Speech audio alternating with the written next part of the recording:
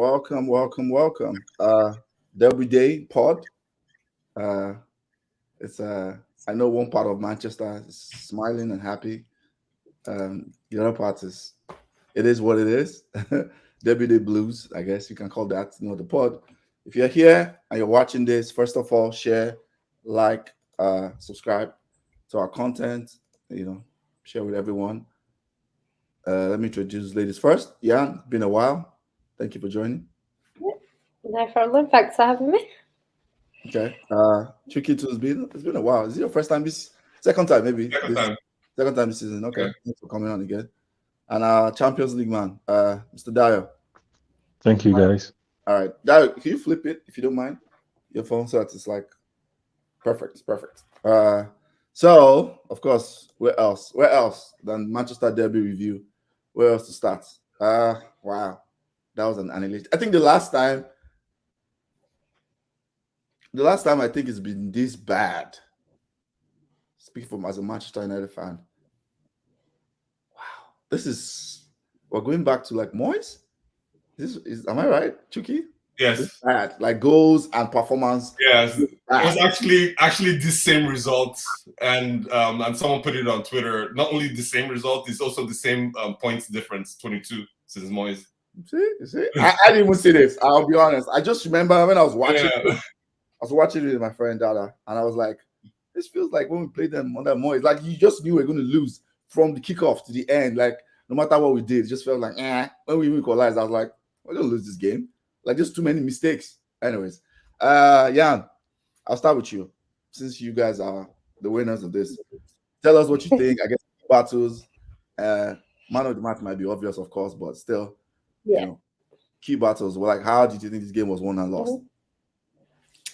I'm actually surprised because City were not playing well going into this game. The game against Everton was horrendous. The game against Spurs was better than Everton, but still terrible. We haven't been playing well. So I didn't know what to expect. Man United have got the better of us in previous derbies.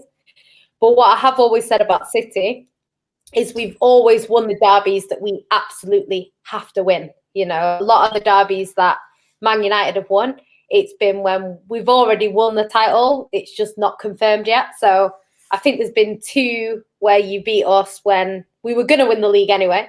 And there was the time, I think you did the double over us the season that Liverpool won the league. But again, we weren't close to Liverpool. It's not like it was a 2-point gap. There was like 18 points or whatever it was. So we weren't close. But then the games that we've absolutely had to win to go through to the next stage of a cup or, at Old Trafford when we've needed the 3 points, we tend to win them games. So I expected that if City turned up, we would win.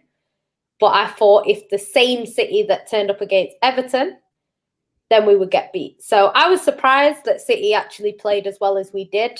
I thought it was a good performance from us. We did step up. I think United have their own issues. So that, speaks for itself. But I think, De Bruyne played really well. I thought Jack Grealish was good. Like, I think if De Bruyne didn't do what he did, Jack Grealish would have even been a shout for man of the match because he was, not only was he, getting the ball and going forward, he was also defending when he needed to in the beginning. So I was happy with Jack Grealish. Bernardo Silva's Bernardo Silva. He loves a big game. He just loves it for some reason. And then, I think the thing is with City is our best midfield is when it's either De Bruyne or Gundogan with Rodri and Bernardo. And the problem is what Pep's been doing is playing both of them. And it just doesn't work. He has to pick one of them to play alongside Rodri and Bernardo in the midfield. And for some reason, why we've been playing so poorly was when he took Bernardo out of the midfield and tried to put him out wide. So Pep got it right today. Tactically, I think the first half wasn't too bad for United, but I know from watching United, they have one good half a game. So I think it was the first half today. I think, I don't know, like City, I think we should have scored more in terms of like, we're not as clinical this season as we need to be. And in the end, it was a good scoreline, but it's one of them games where you make one mistake, next minute it's 2-2. So I think we need to be more clinical when we get chances, especially in this sort of title race. Because, you know, if we come up against Liverpool, we're not clinical, we might not win that game. And that changes everything. So, yeah, I think City, as good as we were today, I think we still need to be more clinical. That's just my take on it. But it was a good game. We've not won at the Etihad. I think 1 in 8 we've won. So this makes it 2 in 9. So, yeah, we're not got the best record at home. But it was, yeah, I'm happy. Were you there? Did you go? Yeah. Well, you went. Okay, you were there live. Okay. The other question I went to, was City pouring? Like, was this one of your best performances, or was United were that bad? I think City were good. I think we were good. United, I'd say if I was a United fan, I would be annoyed because it was like you kind of gave up in the second half. Like, Rashford, for me, is the one that I was scared of because I thought he loves a derby. And it's kind of like, I know you didn't have a lot of the ball in the second half, but it's kind of like Rashford. He probably would have been better if he'd have started just because of his record in derbies. And I think when it went to like 1-1, if he gets the third goal, it could change the whole game. So yeah, I don't know. I know people aren't happy with McTominay and Fred. I think Cavani would have been better because, you know, he's a striker. But I don't know. I didn't really. I feel like when I watch football, I'm watching like City. So I don't really know United what went wrong from your point of view. Fair enough. I guess I'll throw the other question to Chucky. Then you can also review the game like the key battles. Like, were we that bad, or City were just that good? Yeah, we were that bad.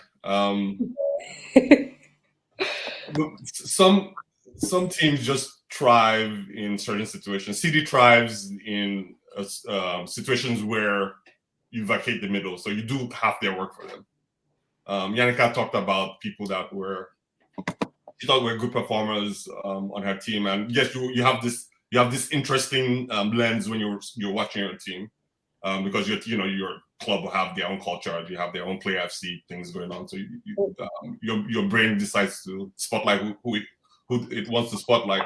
From a Manchester United fan point of view, I think Foden was the knife that cut the bread today. Everybody was a recipient of everything he did. He was just an instigator. He brought a lot of fire and just I think one of commentators called him a pest, and that's exactly what it was. And that's bad. And that's bad when you have a vacated midfield.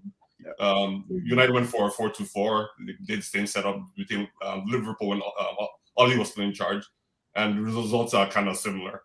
And that's why we looked kind of in the game in the first half, because we were overloading.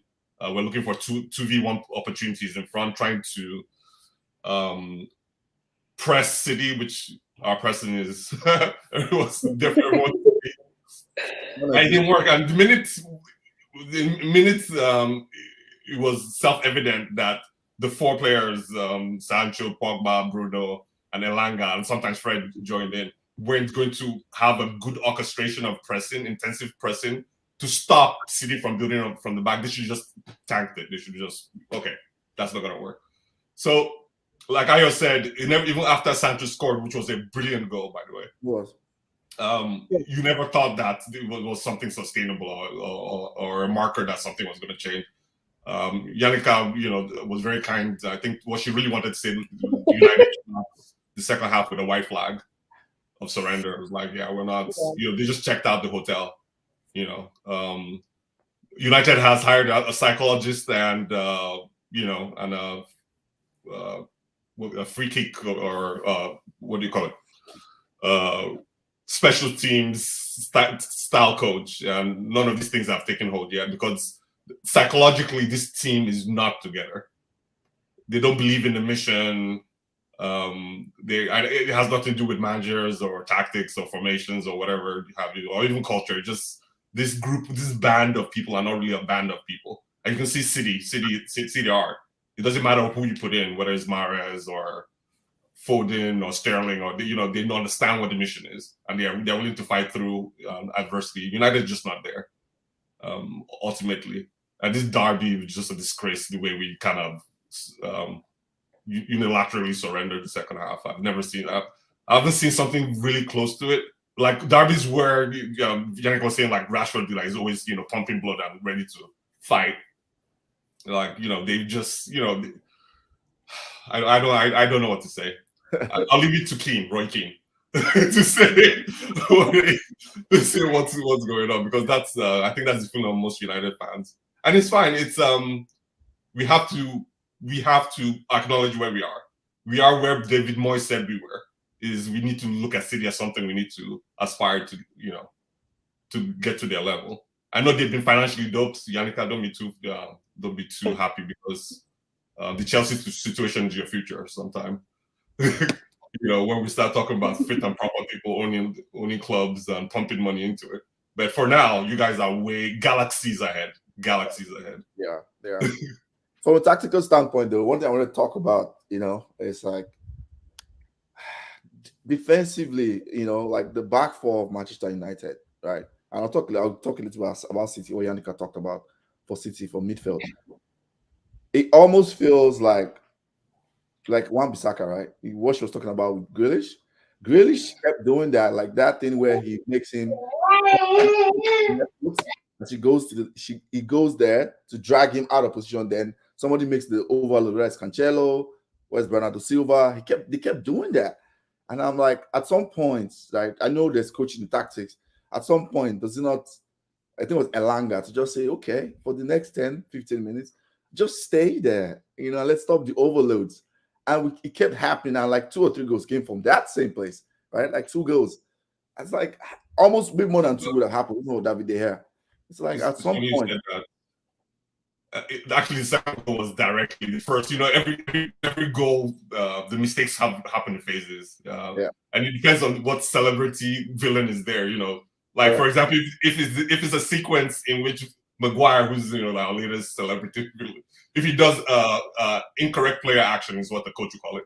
But if he makes a mistake, that'll be highlighted. And Elanga does a terrible pass, right? And there's a sequence. So Elanga, even though he was shining, he looked like a rocket in the attack. Back down low in the low block, he was out of sorts. But he's a young player, I guess. Yeah. That's the way you put it. Defensively, yeah, United organization-wise just looks we look out of sorts. I know. That's just say my opinion. We just look out of sorts. We try to play this 4-3-3. We have zero intensity in the midfield. I know the person that brings intensity has zero quality on the ball. Who is McTominay and Fred to some extent, but they have zero. Like in comparison to where we want to be, it's so bad. Then the people that have quality on the ball, Bruno and Pogba. I know I coined the name for them that I found online. I call Bruno Westbrook. Anybody, I don't know if Yannicka watches. I like it. You watch NBA, you get that term of Bruno Westbrook. He's just like he's always in the rush. Like, and Pogba, on the other hand, who I call Kyrie Pogba, for different reasons, is like there's no intensity about his game. He's just slow on the ball, and he played well today. I thought his substitution was bad for me. That's what I want to highlight. Rangnick needs to take some stick for the substitution, because watch the flow of the game. It's like, what are you risking now? We're already down 3-1, right? We're down 3-1 or 2-1. We're 2-1 down. I think when to Pogba off, we're 2-1 down. What are you giving up? Nobody in the team can give this level of footwork and passing. Nobody. Yeah. So Rangnick is not really a field coach, right? He's done it here and there with varying degrees of success. He's an ideologue. Yeah. Same way we're going to talk about another person as an ideologue. Yeah, I know. I know your thoughts about that. Yeah, but we'll get there, right? So the people that line, right? You don't have professors in the Tesla line, architects in the cars are going to drive. You have engineers who are actually practical. So for practical reasons, Ragnick has very interesting social issues there. But that's not the main. The main thing is just vapidness of everything. Ask Yannicka and Dayo, who are support to team intensity. Where does it come from? Does it come from the coach or no? Intensity comes from belief. You can't pretend, you can't pretend your way out of intensity. Yeah. players believe they come, they're G'd up, players are not G'd up. Look, watch when they walk out of the tunnel. They look defeated. Watching the game, just when you see, American sports is the when you see them announce that players when they come from the tunnels, it doesn't matter. It doesn't have to be a player game. You see, there's a level of intensity in the brain. There's a G'd up that happens just internally because they believe there's a chance they can do something. Our players come out like, okay, this is another day. Okay, let's show up so we're not fine, kind of thing. It is what it is. Dio, any final thoughts? I know you're a supreme Manchester United hater. You're always happy when we're in the mud. I don't know why you're always happy because we don't have a rival with Bayern. Okay. 199. I know that 99 still hurts. 99. That's such a long time ago, Dio. It's such a long time ago. Yeah, but Social wins it. Social won it. And Social won it. I can't forgive Manchester United for that. But another thing is I don't want Manchester United to make top four because Manchester United is a rich club enough to be dangerous in Europe. I prefer someone like Arsenal. It's been a while. We did our 5-1, so we can get back to it. I think. Okay. From a Manchester United fan perspective, I can understand how far behind you guys are, and a lot of things have to change about your club if you really want to duke it out with the Liverpools and the Manchester Cities. You've talked about everything: the intensity, the recruiting, the mentality of the club. You just have to do something different. And I don't know. I don't like to pick on people, but Maguire needs to do better in a lot of instances. He's the captain, and I don't know what thought process went into making him a captain. It's probably difficult now to decaptain him, but it's without like 2 weeks ago we were talking about taking the captainship from Maguire to Ronaldo, and that's going to send a wrong message. But making him a captain in the first place was the wrong thing. It's what it is. Probably the way things are going, maybe Manchester United will finish 5th or 6th. That's just it. I would like us to finish out of everything. Right. I'm being honest with you. I would like to, but it's going to make the club make knee-jerk reactions. That's the problem with that. It's just going to be knee-jerk. So that's why I probably don't want that. Okay. Bielsa. I think that's all. Any final thoughts about the derby review? Are you done? Okay. No, that's fine. Okay. Let's go to Bielsa. His legacy at Leeds. He left. I don't know if it was fired. They said they parted ways. They parted ways over a week ago now. They have Jesse Marsh there. I think he was there for like combined 2.5 years. Brought them from championship, won the championship. I think in their first year there. Correct me if I'm wrong. I think their first year. He won the championship, playing squash, buckling football, man-to-man pressing, man-to-man marking. Brought this variety to the league. They were very entertaining last year. I think, based on the quality of players, apart from maybe 2 or 3 of them, that you can say like he bought, like Rodrigo, Rafinha. I think that's called he overachieved for a while there, And I think, like Chucky said, I agree with him. He's one of those ideologues, right? He's an idealist, and he will die on his ideals. And I think most coaches are. I always try to say that. I think most coaches are. I think what we see is some coaches, all these other ideologues, they have the resources to adapt better, like Pep, Klopp, the best of the best. They have the resources, right? Imagine if Klopp had to go, or Pep had to go coach Leeds. Like, can you imagine how that's going to be? Especially they have injuries. Let's be serious here. That's my opinion anyway. Just everybody will say their opinion. So I think he did overachieve for a while, but this year, whoa, when he lost the core of Bamford, Calvin Phillips, I think their captain, Cooper and some other person, they were bad. They just shipped in goals. It's just easy. Once you beat 1 or 2 of their man marking press, it's wide open. It's open season. They were open season for too many games this season. And I think Leeds had to make that decision because they were plummeting, right? They were plummeting really bad. And just to let you know how much that difficult decision probably would have been, like they have like a road. I know one of my friends, Choco, He lives in Leeds. He tells me they have like a road named after Bielsa. He does a lot of community work. You know, like he's someone like is well loved in the whole of Leeds, and he gets, he had to leave, but he's still there. He's still doing community work, teaching on the 10s, on the 11. He's somebody like what people have funny names for him. They call him, man with Megan Stallion knees, for lack of a better word, because he's always like kneeling down. His knees are so strong.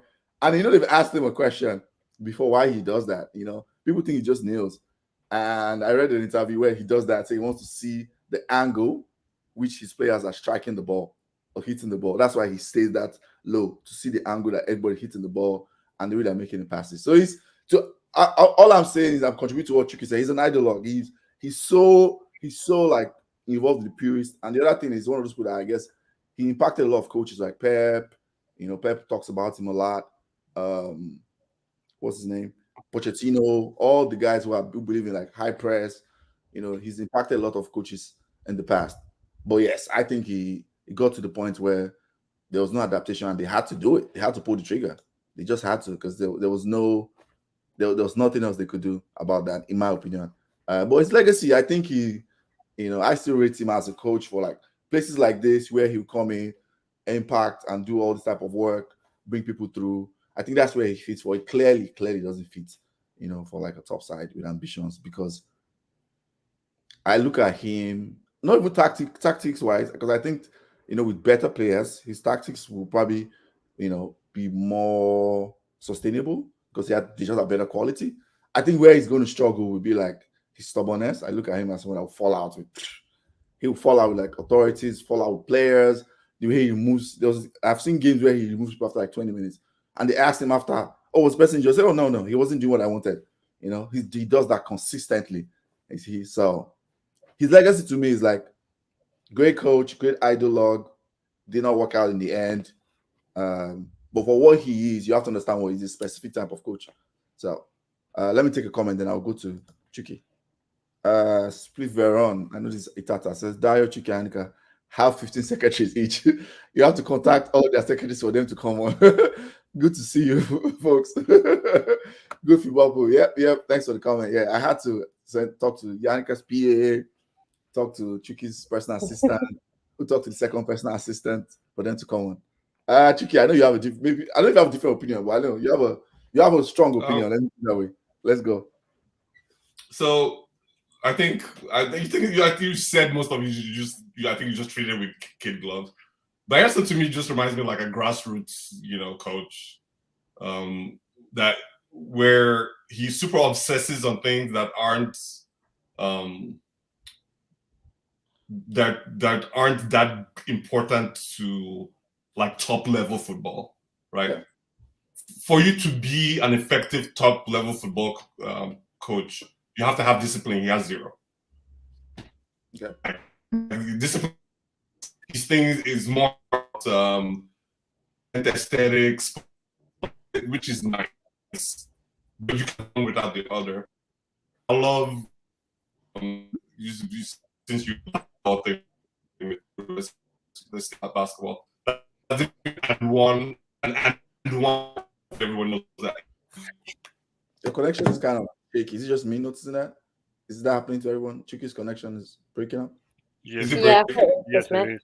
Yeah. You jump in and jump out and jump back in, Chucky. Sometimes it gets better when you do that. Okay. Yeah. While we wait for Chucky to do that, Dio, do you want to talk about Bielsa? Well, I'm going and see if it works, if it gets better. Okay, yeah, Bielsa. Like you said, is one of those purists. Like he likes to play football a certain way, and the thing with all this kind of purist guys, like Lucien Favre, like Louis van Gaal, is like they have their shelf life. After a while, it become a part of football. Football. Let's say it's 50% tactics, 50% man management, and you have to know how to manage your troops and get them to do their thing. So because these guys are so stuck in their ideologies, they probably fail at the other 50%, and the teams end up crashing on them, even when they achieve great things. Yeah. We saw with Louis van Gaal too when he came to Bayern. Like it taught us the new modern way of Bayern playing that you all see today, Better. like possession football. But Okay. at the end of the day, he was just so stuck in his ways. Vaha was offered Manuel Neuer, and he wanted to stick with Michael Rensing, like a youth team keeper. Like he just wanted things to be done his own way because maybe they can manage the egos that come with big players. That's one part of it. And they are best for, okay, you have a struggling team, a struggling team that has tradition, bring them up, and when you bring them to a point, you have to usher them away because they can't seem to make the next step in managing these teams to the top, and that's what happened to Bielsa too. But one thing I won't take away from him, he's a wonderful coach, old school, set in his ways. He he lost because he couldn't adapt to new ideas, and also because of injuries to his key players. But someone that brought Leeds from relegation after 16 years deserves some kudos and plaudit, and that's one of the positives I want to take away from him. He goes man to man. He's not afraid to do it. He sticks to his ideals. Well, hopefully we see him somewhere else. Maybe not as high profile as that. Maybe somewhere he can work with time, and they will give him more time and maybe better players to work with. Okay, Chike, you want to finish your thoughts? Yeah, I was just talking about the core thing missing from Bielsa's ecosystem is discipline. That's what at the high level, that's what it's about. And I was trying to make an analogy between and one basketball players and actually professional players. Okay, good point. Or another way to think if you stick to our sport is the people juggling the ball outside the stadium are not on the actual match day in the stadium. And Cruyff said the same thing. They're exciting, they're entertaining, but they're not going to win you. They can't make a team and they're not going to win you championship because of lack of discipline, right? So Bielsa, I think, would be great for youth setups, grassroots level, because there are certain things that are very, very impactful, like Dyer was saying. And it's good for young players to get that kind of education. Most players and even coaches will say, "I've learned something from Bielsa," and that's what he's good at. He has this something that's there. But in professional life, I think more like the difference between like a research team versus an actual production team. Bielsa is more on the research team. Okay, fair enough. Yeah. So anyway, I think the league is better for it. That we saw a character like Bielsa. I think the diverse level of characters that we see is good. Lampard did the same thing. Lampard brought the team from championship into DPL and found hit the ceiling, right? Oh, he didn't though. He didn't make it. Remember, he didn't bring that. He didn't? Oh, okay. He almost did. Yeah. Okay. Yeah. Sorry. Too much credit. Yeah. Sorry. I fell into that trap. Sorry. But you get what I'm saying. It's like Dyer said that he couldn't make the leap. I think he was never on the stage to make the leap anyway. They should have just got another coach. But I think I'm glad they rode out with him, and all the kudos. If they build statues for him in Leeds, he'll be well deserving of all of that because he was very good for them. He was. Comment from Mitata says it's like Chuki's router uses kerosene. They play. Jan, when Pep leaves in 2 years, Bielsa for Man City, will you take it? No, don't think so.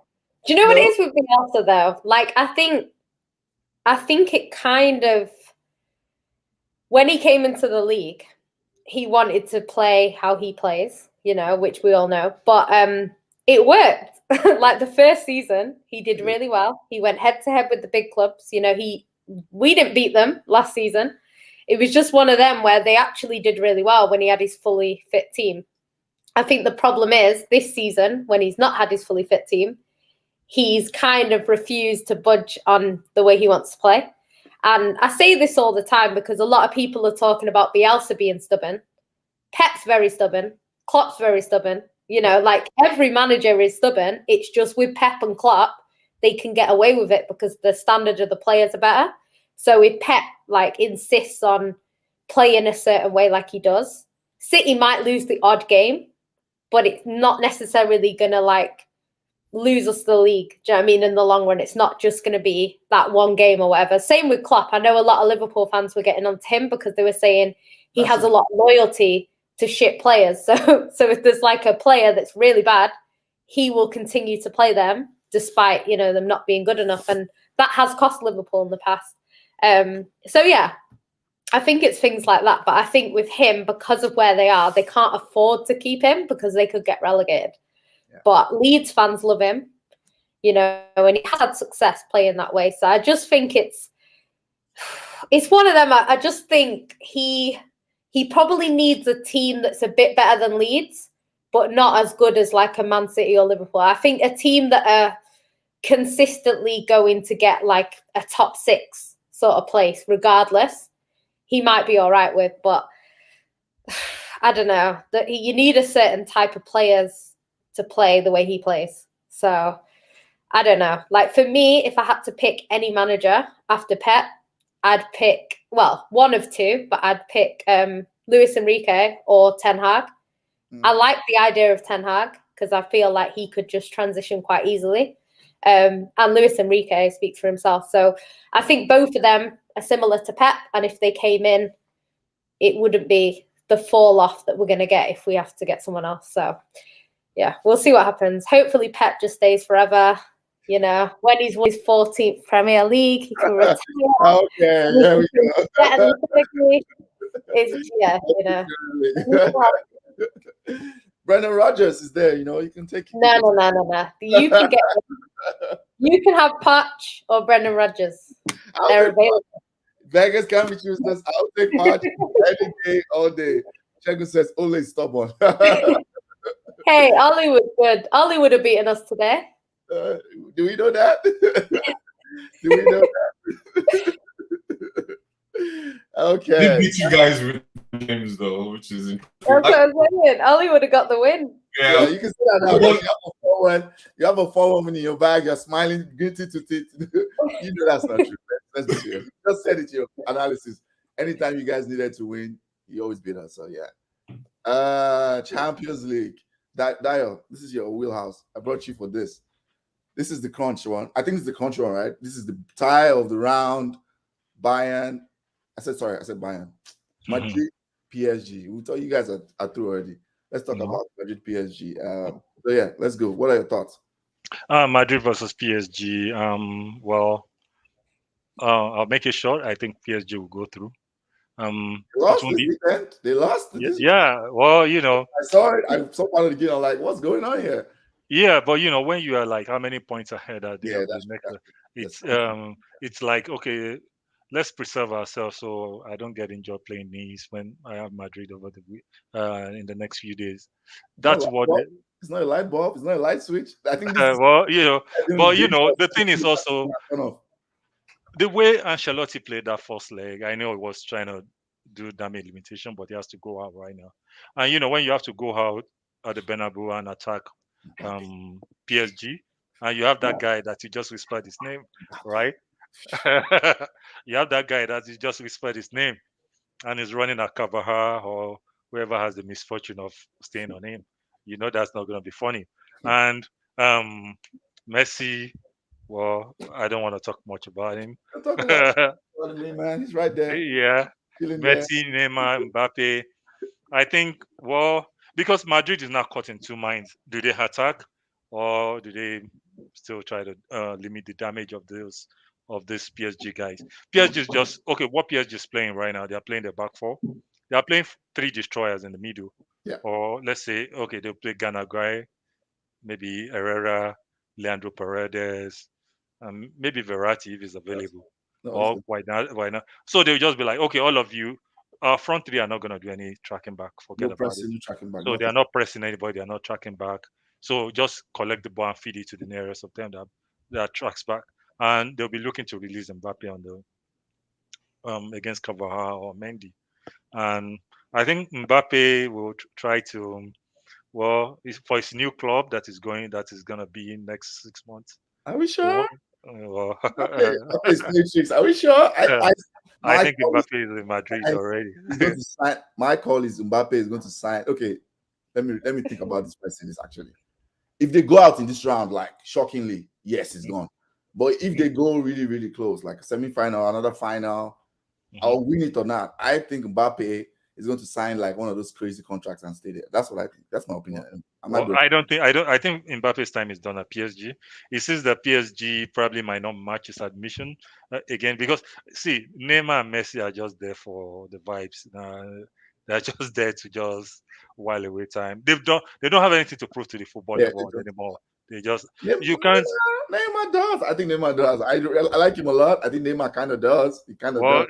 He has the Champions League already at Barcelona. They're not that motivated anymore. Those guys are just playing for fun at this point. So Mbappe will not want to daisy chain himself to those kind of guys that are Ramos. What is Ramos doing in football now? I just played a game. Yeah. He's injured. I'm like, why did they buy this guy? What these guys have done? They've achieved everything in their career. You don't want to be tied at the hips to those kind of guys. Like they're not hungry. Messi can retire today and nobody will say anything. Same with Ramos. Same with almost Neymar. Like all those guys. You don't. So maybe going to Madrid, forming something with them Vinicius. The younger, build a new Madrid and be the face of Madrid. And we know PSG is taken everywhere by storm, but Madrid is still the numero uno club in Europe. So you want to be the next star in Madrid, and he has probably done everything he can do at PSG. If they are fortunate to win the Champions League this year, fine. But going back to the game, I think Madrid will have to come out. We have to open up more. Then that's where the challenge comes. Yeah. But break. PSG will devastate. That's what I see they are doing now. Messi does through balls to like and that is just so. And Neymar too, if he's still serious about football, he can still do some damage. Or that's just it. So that's for Real Madrid, PSG. Bayern, Salzburg. Well, Bayern, unfortunately, we've entered our worst form of the past 2 years. I don't know what. Yes, I don't know what the deal is. I'm watching it. Nagelsmann is. Well, the thing is this. The problem I have with Nagelsmann. I'm joking. There's nothing wrong with Nagelsmann. I'm just joking. Yeah, but the problem I have with Nagelsmann, he approaches every game like this is the last 5 minutes, and you're trailing 1-0, and you need to score. So it will start with the most ridiculous, just pump all the attackers on the field, and it creates that imbalance that. Every counter attack, we are all over the place, and that was what the Salzburg guys did to us in the first leg. We were fortunate to get the last-minute equalizer, but if we go with that same mentality, right now, we'll be in for a surprise. And another thing is our team is so. Please, no surprise against Salzburg. Dio, stop this humility. Okay. Well, we like 4-0. We see that. I'll remind you Tuesday when it happens. Like, come on. Please. Well, the thing is this: Goretzka is not there. Neuer is not there. Davies is still recovering from COVID. Okay. So these are critical players. That Lewandowski fit. Lewandowski's fit. Yes, he was fit in the first leg too. It's 4-0. 4-0. Okay. Well, I see Bayern winning, but maybe like 2-0, 2-1. Okay. That's what I think. What's your prediction for Madrid and PSG? I think PSG wins. Okay. 4-2. 4-2. Okay. Yeah. So you think they'll win in Bernabeu? Yeah, they had a win in No Camp. It's about time they have a win in Bernabeu again. Mbappe had a hat-trick in Bernabeu, No Camp. It's about it. Maybe his first hat-trick in Bernabeu. Oh, okay. I see my man doing something though. I see him doing something, something iconic. He likes the Bernabeu every time. He loves it. Okay, Chucky. Quick thoughts. Madrid, PSG, Bayern. I think I'll go with Madrid. Oh wow, okay. Yeah, since that is Benzema injured? No, he's back. Okay, so I'll go with Madrid. I know PSG has a constellation of stars. You can't deny what they have on the table there. It's not that much of a gap to bridge.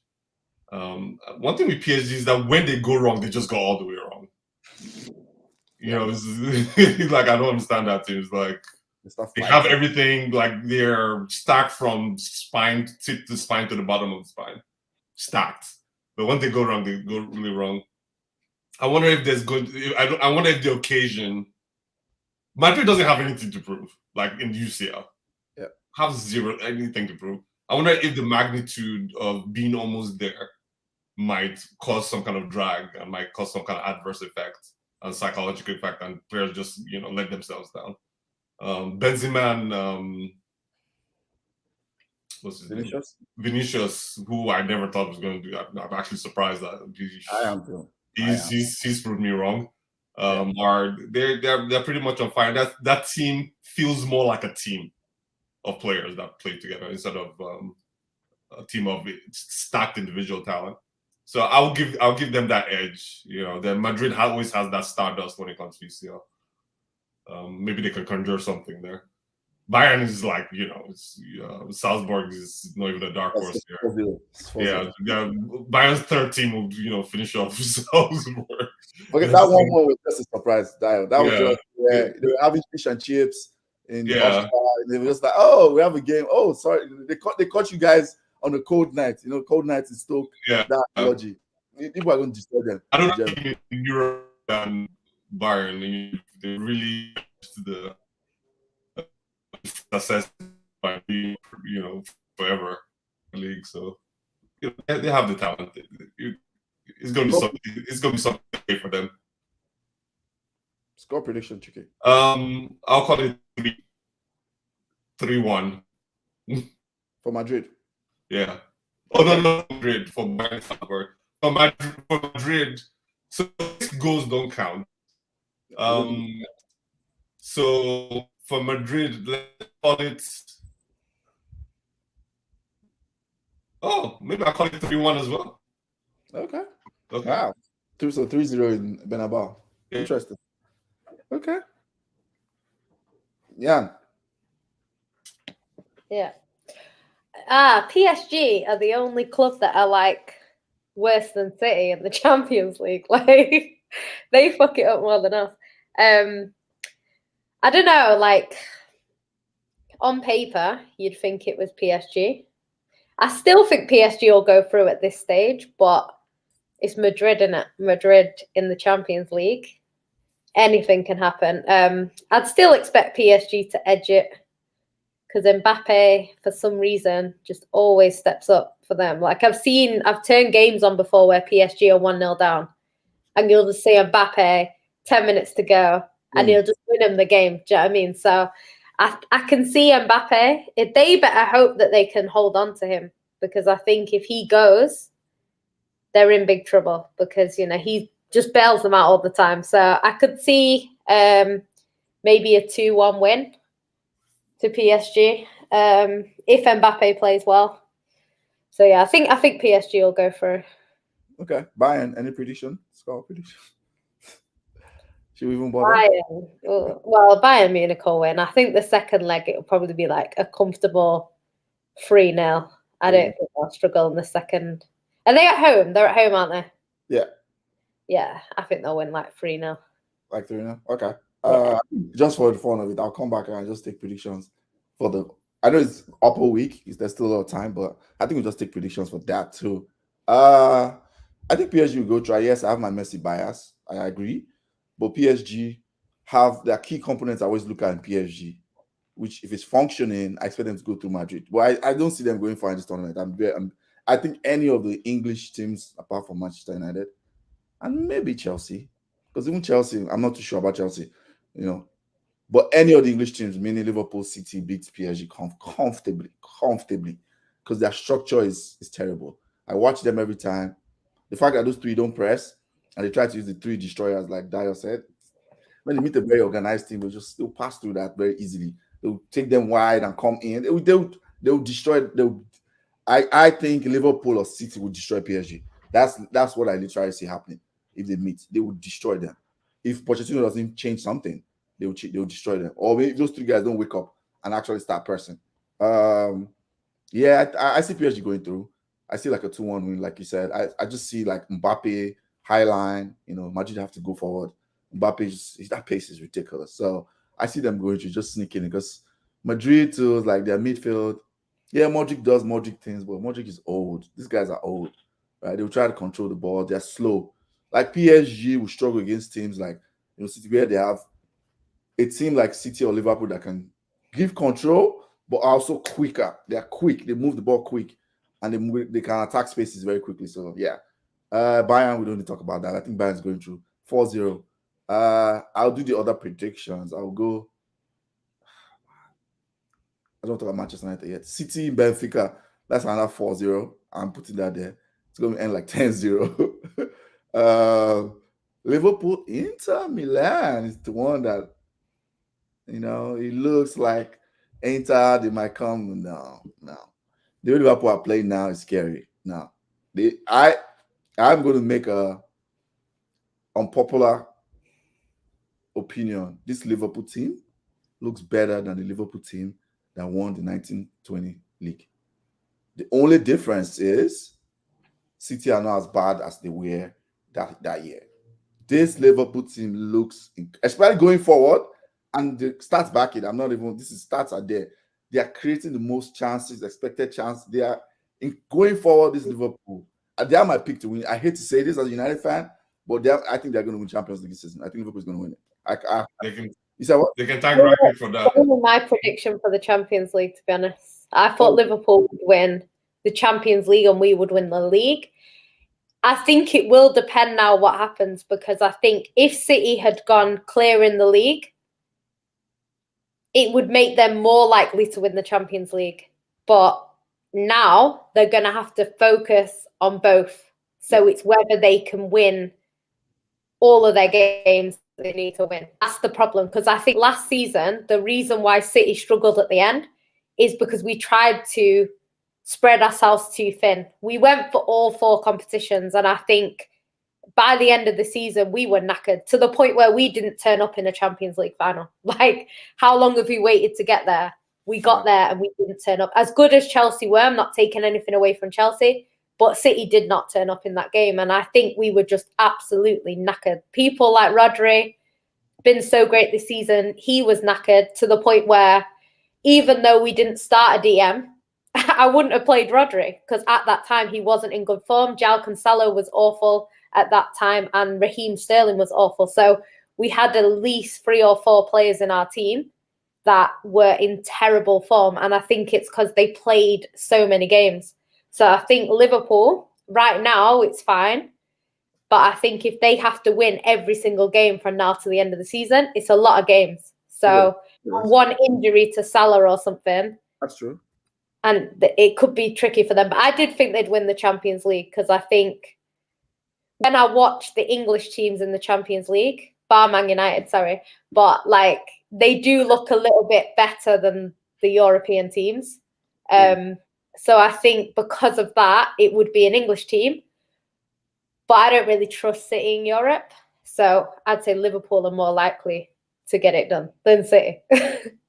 Yeah. And I don't think we'll get to back-to-back finals. I think we'll go out earlier this year, and then I think next year, if we're serious, we can maybe win it next year. So let me just see my predictions very quickly before Dio jumps in, and I guess I like your yams, and then we'll just go around. I think United sneaks through. I don't know why I think so. I just think so. I think it's one of the things that our league form is just going to be bad, and we just sneak through on a sneaky one. We always concede 2-1. I think we sneak through second leg 2-1. So I'll give it to be 3-2. I think so, because Atletico ain't that great. City's 10-0 aggregate. That's done. Liverpool 3-1. I think Inter will score. Liverpool are very open, especially at Anfield. So Inter will score. So 3-1. So 5-1 on aggregate. Chelsea is comfortable. Like, they're back to their 1-0 Chelsea.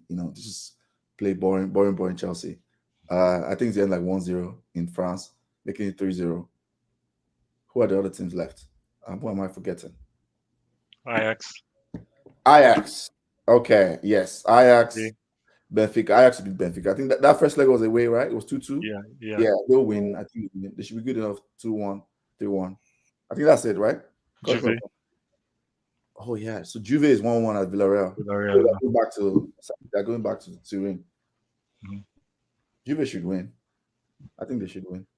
So Vlahovic is looking good. So I'll say 2-1. It's gonna be close though, but 2-1. Is that everything, Dio? Your Champions League correspondent. I think that's it. Okay. So, who wants to go next? Predictions, quick predictions, just quick. Yannicka, I'll choose you. Go. Then we'll go to ticket. Chelsea will go. I think all the English teams will actually go through. I do think they'll all go through. So that covers them. Ajax should be going through. You would expect. Who else? Juve probably go through. Bayern Munich will go through. And PSG will go through. I think that's it. Yeah, I think that's it. Okay. Liverpool will beat Inter again, maybe another 4-1. Man City will probably just draw things and just make it 2-0. Professional, pass them around. Rotate. Yep.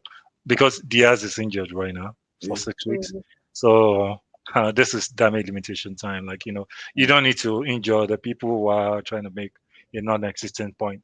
Like, just get them on the field, play the risk-averse football as possible.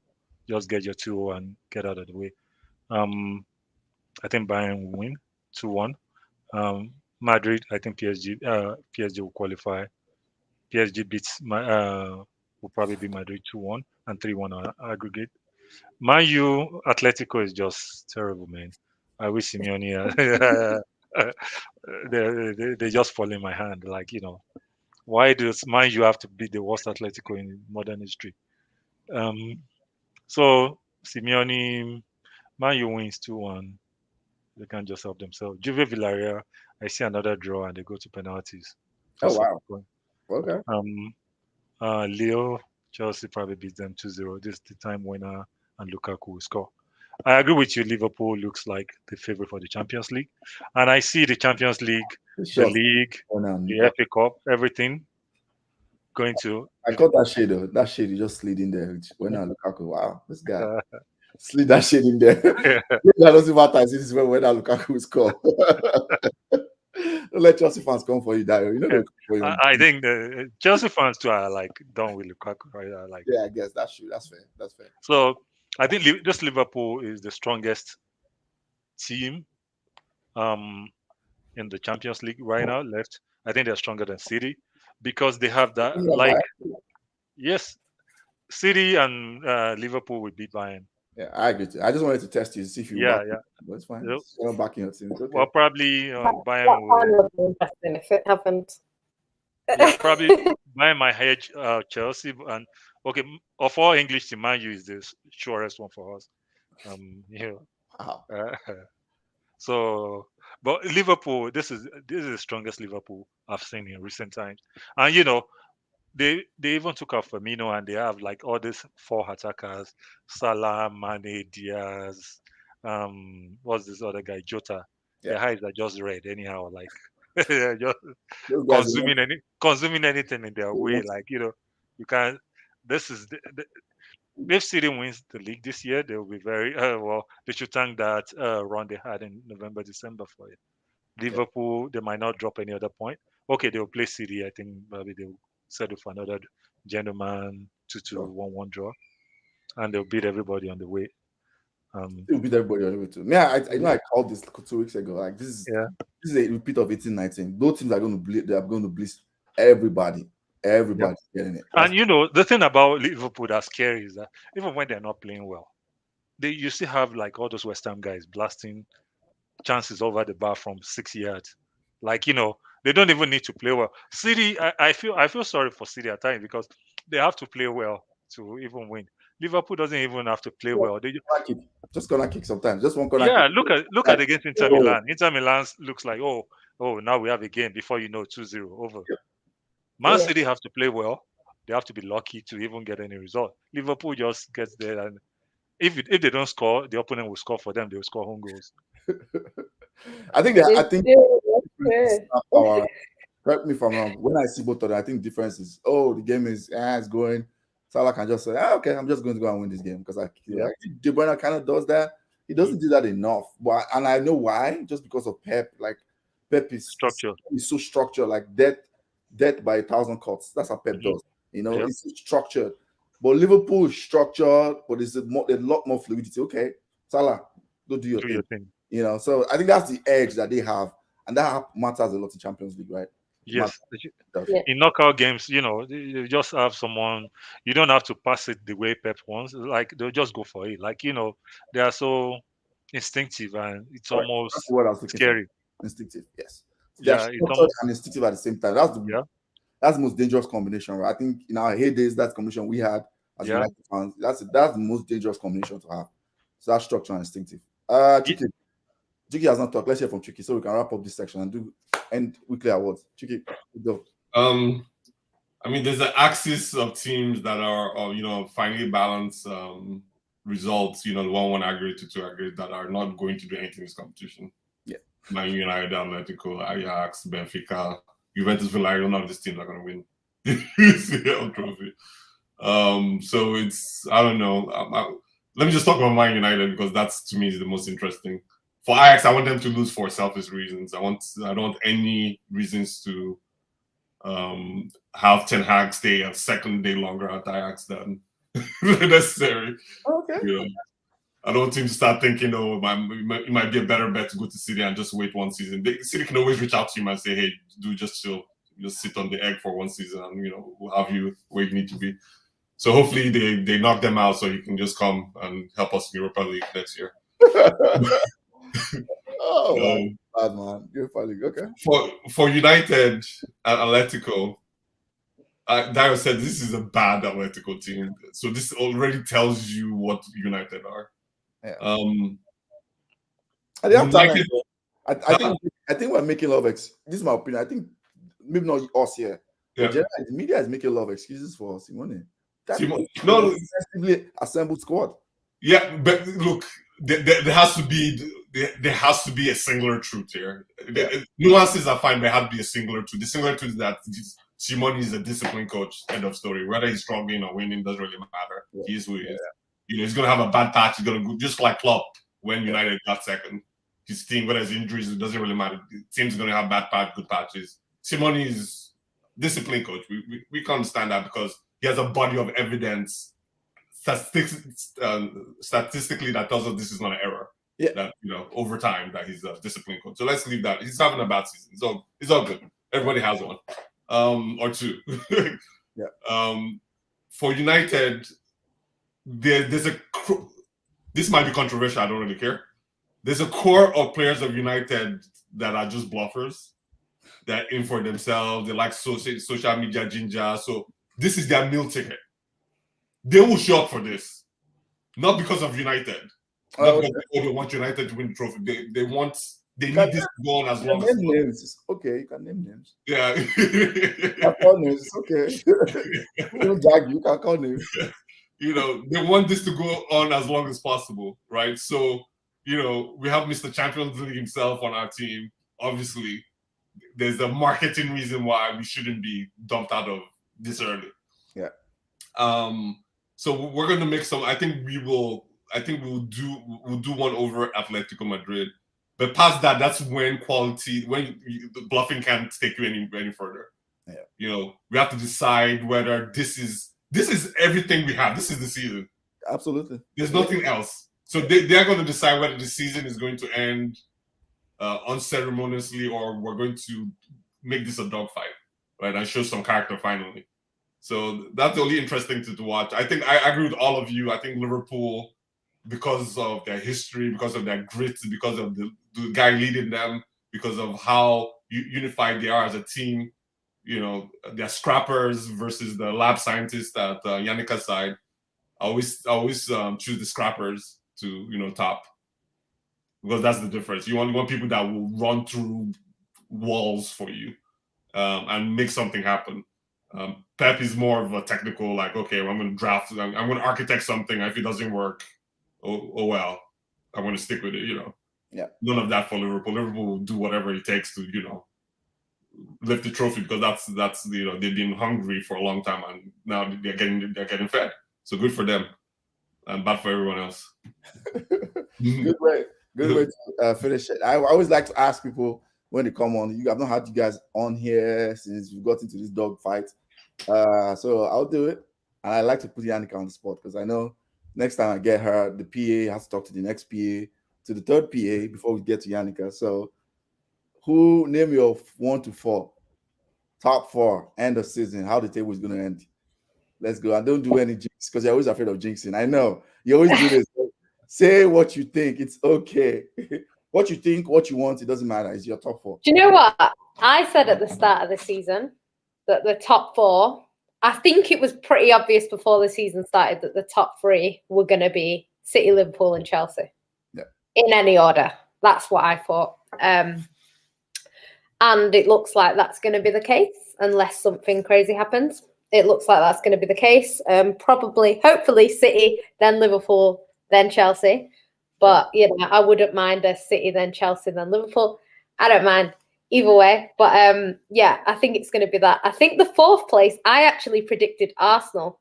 And the reason why I predicted Arsenal was because I said they don't have any European football. And when it gets to them weeks where you've got to play Atletico Madrid midweek and then you've got to play a Chelsea at the weekend, it's not that easy to win both of them games. So Cristobal Yannicka, I remember this conversation early in the season.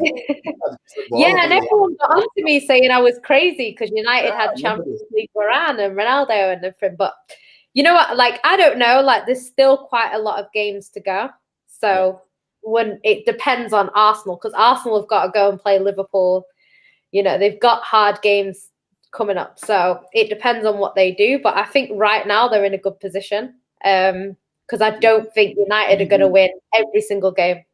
Do you know what I mean? You've got to play Liverpool too. So, you know, I don't think either of you are going to beat Liverpool, to be honest. So I think that won't really matter. It's kind of, and because Arsenal won today, that Liverpool game could even be like a free hit for them simply because of the points. So I think I would expect Arsenal to do it, but we all know Arsenal are not the most reliable team. So whoever's the most consistent will get it. I don't know who that's going to be because everyone kind of looks like every team in like Wolves. They look good 1 minute, next minute they're getting beat by someone you'd never expect them to get beat by.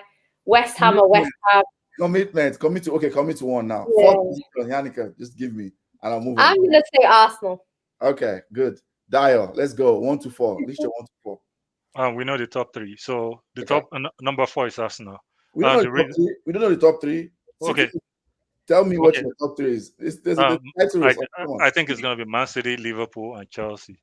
Okay. Number 4 will be Arsenal. Because if you look at it, if you're looking at the table, I'm looking at it right now.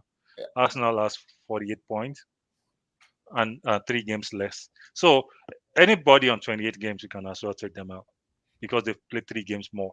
Yeah. And so I would say it's between Arsenal and Spurs. Arsenal has a 6-point advantage over Spurs. I don't think that's easy to overcome. So I think. And they play the same amount of games, right? And they play the same amount of games. Ooh, I didn't know this. Okay. So 25 games, 48 points for Arsenal. 25 games, 42 points for Spurs. So Man U has played 28 games, man, and they have 10 games more. And that's not looking good. Yeah. I'm thinking if Arsenal should play 28 games and they win at least 1 or 2 of those, that's like almost 7 points ahead of Man U at this late stage of the league. Yeah. And Man U doesn't even look convincing, like something is going to change. We know it's right? We are already. It's not like they're going to change. Oh, next week is going to be better. Like, you know, it's just, So I say Arsenal. Chike, 1 to 4. I think, you know, you give the first one to the horse that knows how to run this. City knows how to run this, you know. They know how to run it well. They've done it a long time. So it'll be City. Liverpool is the team that probably should win it based on just resource management. You know, if the world was fair, you give it to City, but the world isn't fair. So there you go. You don't have oil money. You don't have the depths. You don't have 3 teams stacked. If Salah goes down, Mane goes down, you're done and dusted. So just the way it is, you know. So it'll be City, Liverpool, Chelsea. It's hard to say because of you know, there might be psychological problems creeping in with this Abramovich thing and being, you know, almost like the new public enemy number one kind of. I don't know. The football itself they have brilliant players like Havertz that is just like a wonderful moment player. Yeah. They have too many things that are off kilter there. So I'm not seeing like a consistent forward. Their midfield is world class. Everyone knows that they're totally stacked there. But everything else is iffy. So I don't know. Arsenal is on a gravy train. That's very interesting. It's a chicken and an egg. The more they win, the more believe that they just keeps on compounding upon each other. So Arsenal can annex their spot. So it's a flip between, for me, it's a flip between, because remember what Yannick said, there's a drag that comes with chasing other competitions. Chelsea's chasing other competitions as well. That's true. Right? So you have to kind of put that in the matrix there. I say it's a flip of the coin. If Arsenal keeps on going, how many games have they won? They've lost like what in this like 13 game sequence or something like 2 games, something ridiculous. I don't know. I have to check the records, but they're doing better than most people think. Yeah. So it might be. You know what it is with Arsenal though, because they've lost 7 games, which is the same as United. But I always say in the league, it's the draws that F you up, because what people do is they draw 3 games and say, "Oh, we didn't lose." Yeah. But you can afford to lose 2 and win 1. It's the same as 3 draws. So Arsenal have only lost 3 games all season. Yeah. Sorry, drawn. So they've drawn the same amount of games as City. The reason why Liverpool are second is because they've drawn 6. They've not lost as many games as us, but they've drawn 3 more. So they've drawn twice as much. So yeah, I think that's what F's you up, and that's why Arsenal are where they are, because they either win or they lose. They're just like I don't know. I don't know if I could have said it better. What Yannick just said. It's all to the psychology of winning. It's like, can you let go certain matches where you're like, okay, we're not going to lose, we're not going to win this one, but let's try to win it anyway. Let's just kind of. I think Arsenal is at a point where they have young players that believe the mission. I look at Chelsea and I'm looking at some players with the side eye, and I can figure out a few of them that don't believe the mission. That Tuchel is, look, Lukaku for sure is one of them. Yeah. Mr. Press, Mr. in front of the camera press reviews. I don't think he believes the mission. Werner is out of the mission. I don't think he can apply the mission. The only thing going from them, they have a strong spine, I believe, other than the tip of the spine. Obviously, they have a strong goalkeeper. That midfield is world class, period. Right? But at the top, so I don't know. They should, based on the resources, they should finish 3rd. But I would say it's a flip between Arsenal and Chelsea. Man United don't. Yeah. There's no way ever that they will breach into that this conversation, because they have a bunch of players that are not even United players. I'm not talking about level. I'm talking about they don't wake up every day and saying that I'm here to fight for the mission United has put in front of us. So, if your soldiers have ready to surrender, the war is already over. So, okay. Mine quickly: City, Liverpool, Chelsea. I think we'll have enough. I wanted to switch today to Arsenal because I've been saying Spurs for the last couple of weeks, but I'm still sticking with Spurs. They have a kind of schedule. They're out of everything too, so they're in the same boat like Arsenal, but their schedule is they have a way kind of schedule than Arsenal. Arsenal have to play Manchester United, have to play Liverpool, have to play Chelsea, have to play Spurs. They have a kind of schedule. I'm going with Spurs have hard games too, though. They've got their next game is Everton, which they'll win. Then they've got United away. I don't think they'll win that. Then they've got Brighton away. They'll probably win that. Then they've got West Ham at home, which is not guaranteed. So they've got to play Liverpool as well. Liverpool. So Liverpool. Okay, I thought they paid them home and away.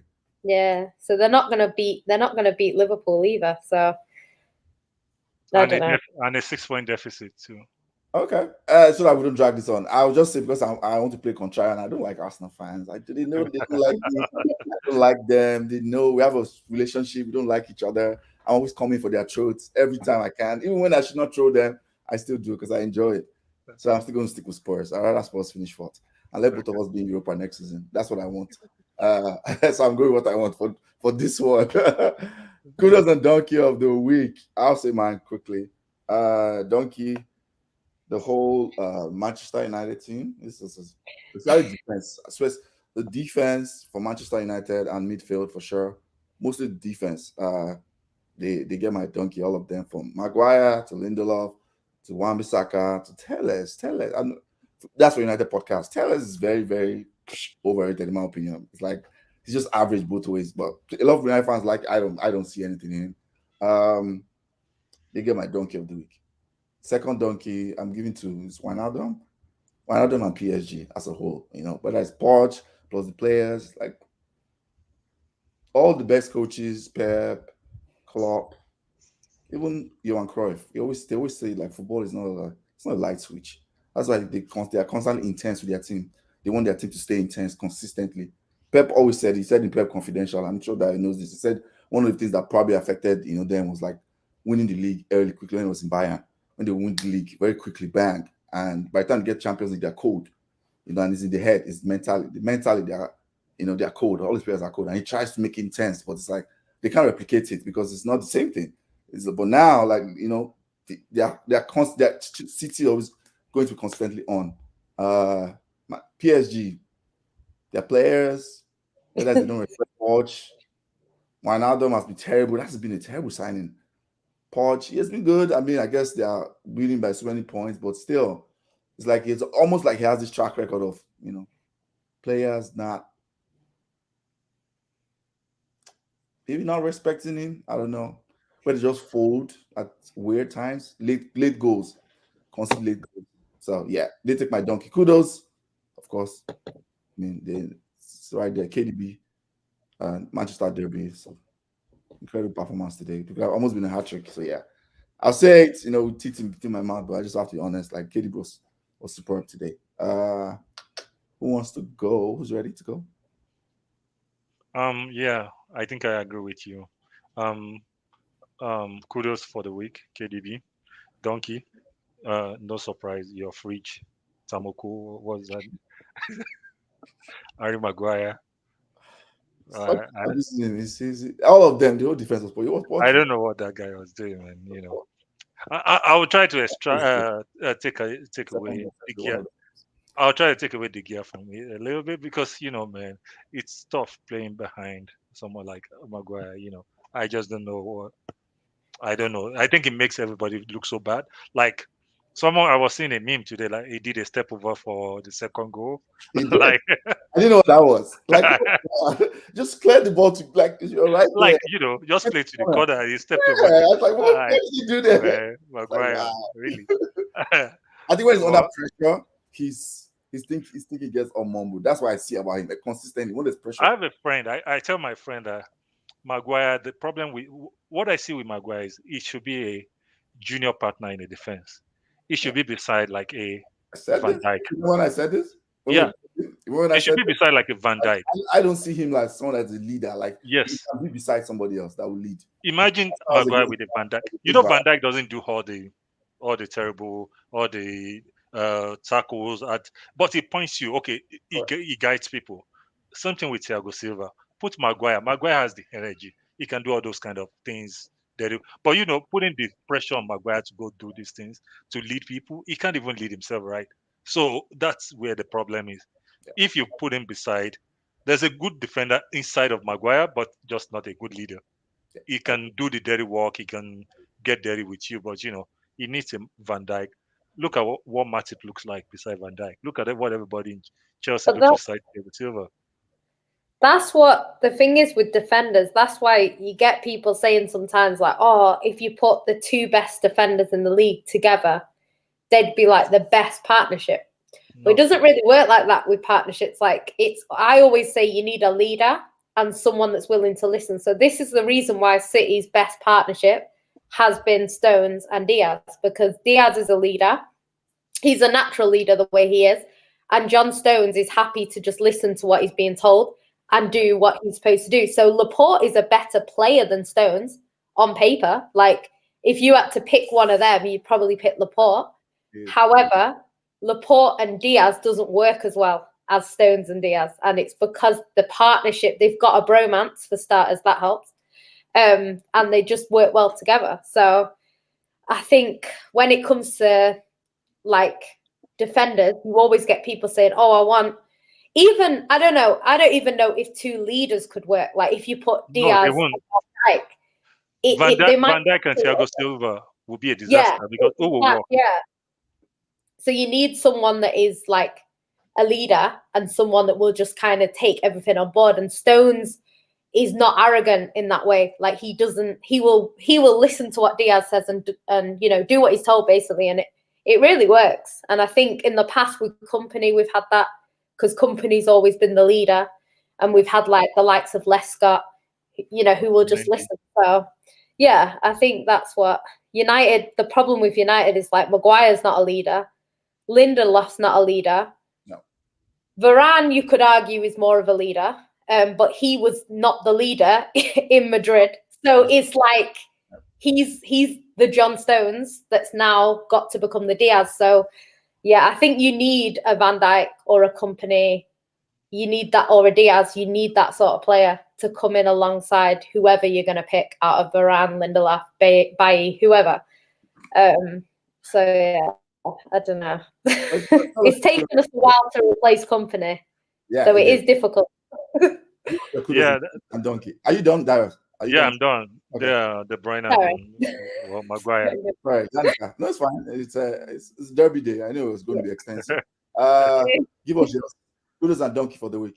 Yannicka. I want to say Bruno Fernandes. He's so annoying. Like, I know he wasn't the worst player on the pitch, but like every time he was on the floor, like just for no reason. Like, he was driving me insane. Like, when I thought he was going to get that tap in, I was so pissed. And then Edison just put it over. I thought, thank God, because I would have never heard the end of it.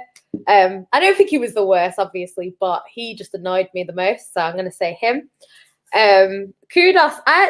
Obviously, De Bruyne was really, really good today. But I actually really rated Grealish's performance. Like, I haven't seen that yet from him. We've seen sort of bits of it, like away at Watford. He was very good. He should have had 4 goals in that game. How he didn't score, I don't know. But yeah, he's been good before. And like, obviously, we know with Pep, players take a while to adapt. And I could tell that Grealish wasn't going to be great in his first season because a lot of our players aren't. But yeah, today he was defending. The only problem that he had is he kept passing it to Cancelo, and Cancelo, for me, had one of his worst games today. I don't think he was the usual Cancelo. Otherwise, it would have been a lot worse for United. But yeah, Grealish kept laying it off to him, and then his passing is not quite what it should be. So it wasn't really working. But I think if you had a fully, like, Cancelo at his best, Grealish would have got some assists today. But yeah, I thought he played well. So I want to give him credit because I don't always give him credit. So yeah, he can get it today. Before we got cheeky to give us and end it, the mission at United is dead. There's no hope left. We don't have a mission, let alone having players fulfill said mission. Oga Kwame, we hear you. You have come again. When Maguire goes shopping for shoes, he buys 2 right legs. This guy has the biggest Maguire agenda. I'd rather have 2 x 4 plywood mannequin in front of than have Maguire. Okay, Chucky, take us home. What are your Kudos and Donkey of the week? I like the banter around Maguire because he's so deranged. Like there's no real, there's no real intellectual facility that tells you any of this is true. I saw a tweet today that says Maguire is the only player to feature in the Euros team of the tournament, World Cup tournament team of the tournament, and Premier League team of the season. Was it the last? Was it Premier League? It wasn't. Yeah, I believe so. No, it wasn't. It was John Stones and Diaz. Are you sure? Absolutely, I remember. When we talked about this, when we had this conversation, check WhatsApp when I posted, you're like, oh, it doesn't matter. I guarantee you, it was John Stones and Diaz. It was. Even though we saw that he had the season before. He had better stats than John Stones. No, it was the season for depth. Okay, I can't remember. Anyway, out of those 3 things, at least 2 of them are true. I know. I have to research the Premier League, but I just wasn't. It wasn't. I say that. He wasn't. Okay, fine. But people said it should have been. Okay, that's fine. Either way, the Euros one is there, and the World Cup team of the tournament is there as well. So, as Darius said, there is a player there. I believe Ollie's biggest mistake was to make him the captain, but I understand why he was made the captain, because at United there's literally no leader, none, zero, zilch, nothing. So that's who he gave. You know, he cost 80 million. He plays really good for England. He gave him the ban. I don't think he's a leader. I think you should just kind of, abdicate the ban to someone else. But the problem is there's nobody to abdicate the ban to. Popular choice for United fans is mostly McTominay, but there are many reasons why that should never happen. So Donkey for me is, for me, I'll say it's Ralph Ragnick's for his take yanking Pogba at the 60th minute. Yeah, I think that was just atrocious. Yeah, I think that was just terrible. For 2, I think Maguire, Lindelof, and AWB today. Those 3, and Tellez, all 4 of them. Yeah, they were terrible. Then I'll add that here in there for the 4th goal. He basically passed the ball to them. He was passing to them the entire game, but that one I stopped watching. I went to brunch. When I was doing, I'm like, what? I'm waiting with the man. At some point, we need a goalkeeper that can hit more red shirts than not. I don't understand. The Mahrez goal was definitely he was the first offender there. So those 4, the United defense plus the goalkeeper, the second donkey. For kudos, I'd like to give it to the young lad Foden myself. Okay. He stood up today. He stood up for City in a big way. He caused a lot of chaos just himself. A lot of people are recipients, especially De Bruyne was recipient of that. And yeah, that's it. That's my donkeys and kudos. Okay, take the comments. Last comment to end. Say Maguire has no intellectual facility. Actually, anything intellectual about him. My donkey's Ralph. End of. If it were Ole, I'd be giving donkey all day. I like your consistency comment. I like that. This is where we end the show. This is where we end the show. Well, if you get to this place, if you're watching, like, share, subscribe. Daily Bank. I know you do a lot of things on. What's the show again? You can remind me that you always go on. Well, I'm on Foodie Fancy today, by the way. If you guys haven't subscribed, subscribe. Also for all for United, and if you fancy yourself a writer, come hit me up. We'll talk about things for dailymark.com. Okay. I know you're nice. Okay, you said you're not done in a while. We can talk about that later off the stream. Thank you everyone for coming. Jan, Daya, Chuki, and everyone for joining us in the comments. Like, share, subscribe. We are out.